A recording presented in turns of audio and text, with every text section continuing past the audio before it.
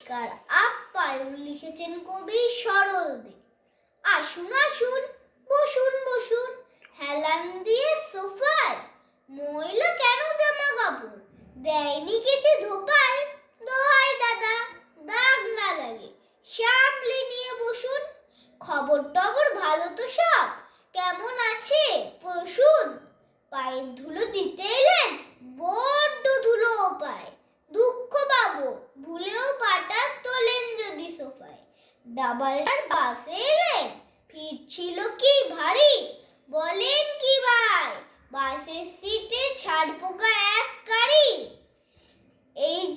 এই রে খেলে, উঠুন উঠুন, পালান পালান পালান, বাসের থেকে সোফায় যদি ছাড় পোকা হয় চালান। এই যা বড় ভুল যে হলো, চলবে নাকি চাটা, নিয়ে যদি যাবেন দাদা, আচ্ছা তবে টাটা, নমস্কার। এক মুখ